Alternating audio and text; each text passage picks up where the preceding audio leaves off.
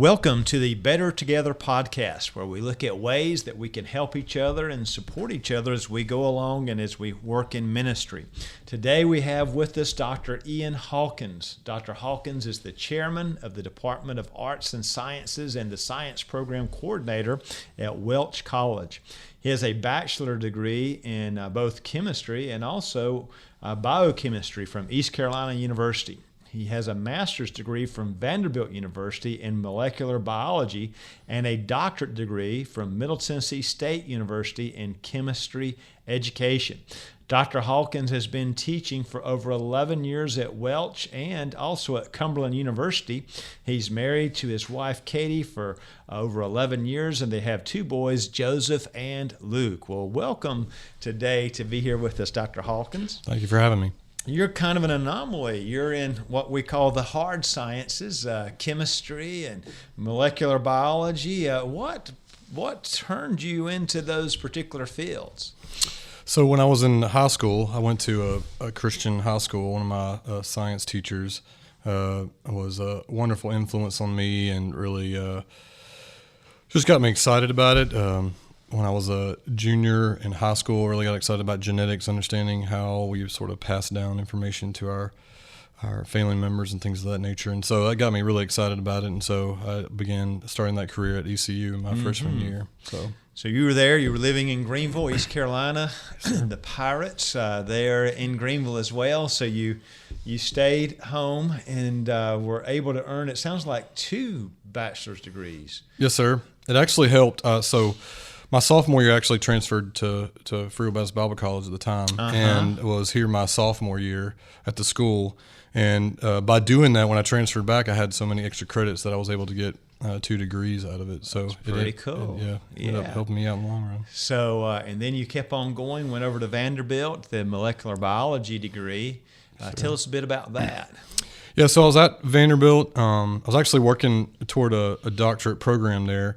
But my research didn't go as well as planned, so ended up getting a master's. But that was really involved in molecular biology. I did quite a bit of work on actually RNA splicing, which is a genetic application, but it was definitely much more cellular biochemistry related. And then after I got that degree, that's when I started teaching here at Welch, and then worked on my PhD while I was here in chemistry education. All right, that's exciting. So a lot of work on genes, a lot of work in molecular biology, and we talk a lot about genes today, don't we? And talk about, we do things because we're wired a certain way. So is that it? Are we just wired a certain way and we're stuck to behave in certain behavioral patterns because of those genes? Well, that's sort of it's interesting. In fact, I was just teaching a class this morning, talking to students about this whole debate of, it's sort of been couched as the nature versus nurture debate for such a long time. And, over the last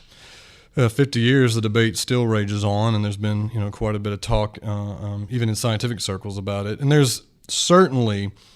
is clear evidence that it's not one or the other. We know for sure that it's not completely determined by your genetics, and certainly not completely determined by your environment and things. And so now we're sort of trying to figure out how those things work together. And even in the last 20 years in science, there's been a new revolution called epigenetics, which is basically, we now know that not everything about you is even controlled by your own DNA. So we're still trying to understand how these things sort of work together. So it's a lot more new horizons to be investigated. Really. So we hear about someone like Angelina Jolie having a certain gene, a certain genetic marker, and having surgery, 2 different surgeries, I suppose. Somebody having a genetic marker perhaps for Alzheimer's disease. And what you're saying is there's a lot of work today on, how I can push back on that, how to maybe have a positive impact otherwise. Sure, absolutely. Yeah, we know for sure that your genes don't determine everything about you. Even in example in disease states, there's examples of individuals who have a particular marker and then don't actually have the disease. And we're still trying to figure out how those things sort of work together, but we do know it's not completely controlled by our genes. Now it's so popular with sort of 23andMe and some of these genetic testing. In fact, I've had people ask me questions about the results, but now you can even do medical like stuff where you can see, and then all these are not. It's unfortunate because it's hard for scientists to sort of communicate to the public that just because it says you have a certain marker does not really mean that you're going to develop that disease. Correct. Yeah. It might be a good idea to eat a bunch of salmon and exercise. That's right. Perhaps. That's right. Your environment kind of helps you out sometimes in those areas. So here you are. You're teaching in a Christian university, Welch College, and what's our view on all this? Where'd all these bad genetic markers, these bad things in our DNA, where'd all that come from? Well, that's a very good question. I mean, from our perspective, I think from a biblical perspective, I think it's pretty obvious that that with the fall of man and sin, Genesis 1 and 2 and 3, that I think it's an obvious evidence for that. And in fact, I even tell my students this. I think sometimes you can even see the application of this. I mean, if you think about it logically and you walk your way back, well, if we have all these genetic problems nowadays, if you go back, it should be better in the past. Otherwise, we would have had more problems. So we're kind of starting to see some of those happen now, and trying to understand the more mutations that we accumulate, right? The more sort of stress we put on our genetics. So if you work your way backwards, the logical consistency would be that it's getting better. So it would make sense that Adam and Eve were created perfect, and then from there the fall, and so over time sin sort of has that cumulative effect. Correct. Yeah. So what you're saying is that's part of what we're seeing today. I think so. Yeah. So sin entered the world, and our DNA, you might say. Our DNA is seeing the consequences of that over thousands of years. So it's good evidence for that. And so sounds also like, I know you had to have a whole lot of exposure to evolution. So how's that play out in all of this? Yeah, so obviously the people who are evolutionists would take a different approach, obviously, on that. And they're mostly, their background would be that these mutations have been there all along. They obviously do accumulate, and in fact, recently some of the percentages too tell us that most mutations that we accumulate are what we would consider neutral. They don't really have much change. But what's happened again over the last 30, 40 years, we found that as you accumulate these neutral mutations, they do have a bad effect. So, but what they would say is that those mutations are weeded out. So, basically, in some sense, death just becomes a part of the norm. Like death is the ability to eliminate bad genes. They would see that as actually good, I suppose. Yeah, there's a constant elimination mechanism in place to eliminate those, hopefully, from the population. But again, there's difficulties with that too. So yeah, so the short of it is, it sounds a bit like the biblical view is kind of easier to explain some of these things in some ways. I think so. I mean, I think it's clear that the accumulation of these general mutations, I think at least I teach my students this, that has a profound effect on if we started that way, even if we build up neutral mutations, at this point we're still going to be in trouble. So you still got to start from a better, sort of more perfect genetic makeup. Otherwise, no matter, at some point in time, you just accumulate so many neutral mutations that the vast majority of the population would be dying, right? You would have. So today, sometimes someone will say, well, "Why is it that I have this gene for cancer? Or why did I develop Alzheimer's or autism or any number of other things?" And we truly can say, because of the fall. Correct. Yeah, I joked with my students yesterday. I said, really the miracle is that we don't all get cancer. Yes. It's we sort of look at it as like really. It's obviously bad and upsetting when we do get cancer, but the miracle is that we don't all get cancer. Everybody, but over time, eventually something's going to break down and get all of us there. That's right. So I was reading something I think you wrote where you talked about it's kind of shifting gears here, but like not shielding our students, our kids, from the viewpoints of opponents. And you mentioned you attended a Christian school. I attended a Christian school. This is not the one. There was one school I went to for just 1 year. So I remember very vividly that 1 year we were studying science, and the teacher said, turn to page 103. And we turned to 103, and he said, put a mark across 103. Now put a mark over 104 and all the way to 110. And what he was doing was he was marking out the passages on evolution. Yeah. I was reading something I think you may have written for the Hellas Society forum, and you were saying not such a good idea.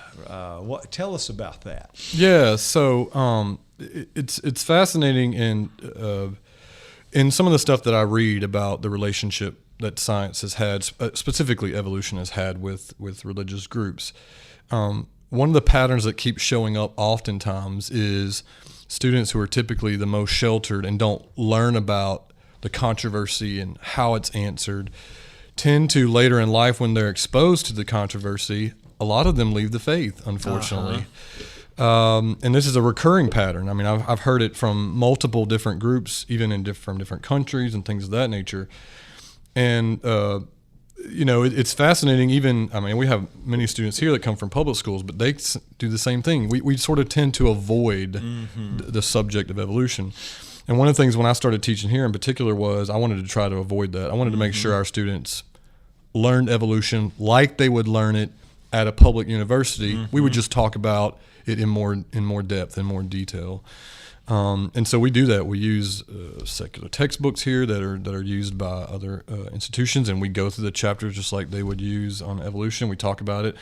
We talk about all the problems, and many times what happens is, in fact, this actually is one of the big pushes from the intelligent design community in particular, is that we just need to be teaching evolution more. Yes. We need to be teaching the controversy. I think that's healthy for our students.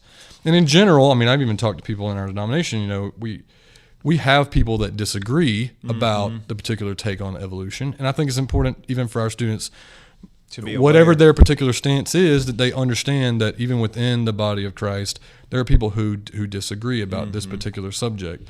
And while we obviously hold a young earth view here, though, those we can still have discussions about like young earth versus old earth and all of that. Yes. So it sounds a bit like you're saying it's an inoculation to you teach them what they're going to hear elsewhere. You went to, your education, you were at East Carolina, then Vanderbilt and Middle Tennessee State, but we hope students will leave here and other students that are out there, and so they know this. They know what is taught about evolution, and they're able to think about it. They also know about intelligent design and Genesis 1 and Genesis 2 as well.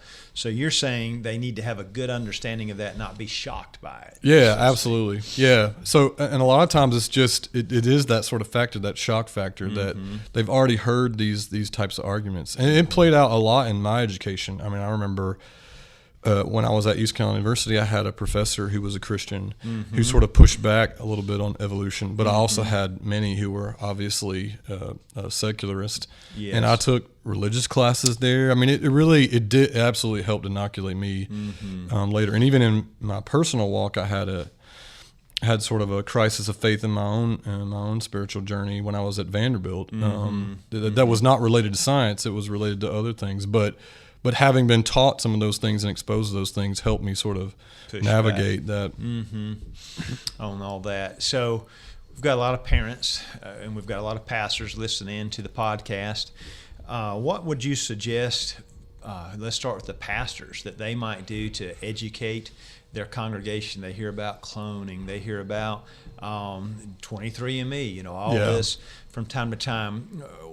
How would you suggest they teach these subjects, they approach it? What kind of books might they use? What's your advice to them? Yeah, absolutely. I think, the first thing that we've sort of already talked about is I think you can't avoid the subject. And growing up in churches, I've been to several different ones. You do see it all. We don't preach on Genesis 1 through 3 very much. We kind of try to, this might be controversial. I don't know how people are going to take it. Let's sort of just not talk about it. You just can't. That's what I'm saying. I don't think that's the best approach.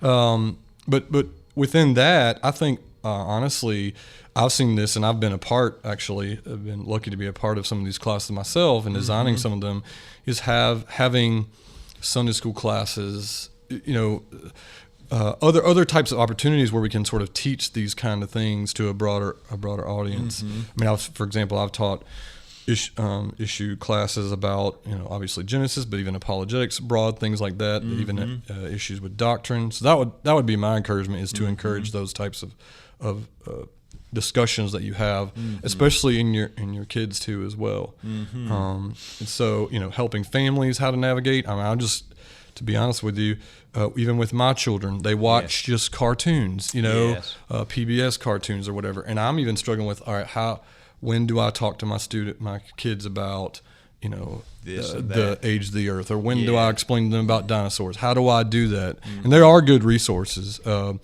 Answers in Genesis is a good place to start. I know even, in fact, my son right now is in a Sunday school class, and they're going through Answers in Genesis curriculum, so it's helping them at a young age. He's in second grade. They have some good options.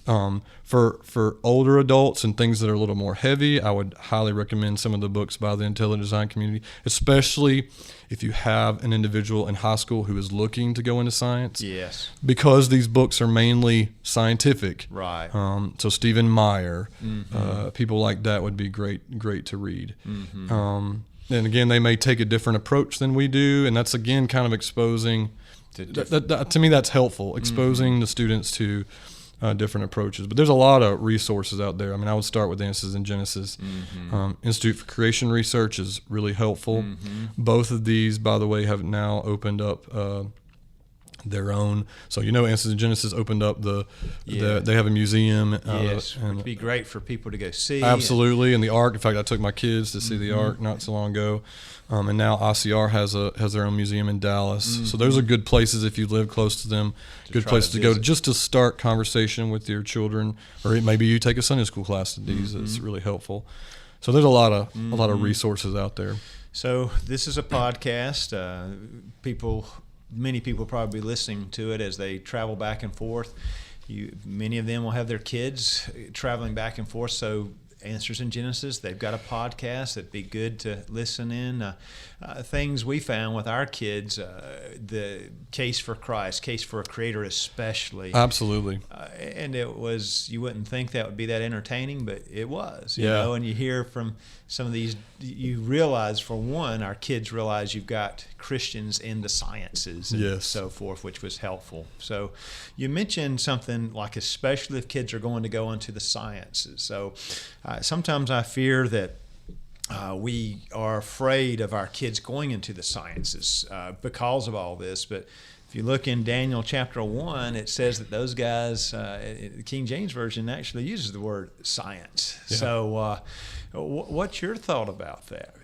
Yeah, I mean, we can't avoid it. We need to have good Christians in the scientific community. And in many ways, that's sort of been the problem, is that we've steered our kids away from those particular fields. And unfortunately, in some ways, we've left it up to the secularists to sort of, create the narrative and have the authority in those particular areas, because we've sort of steered our children away from going into those areas.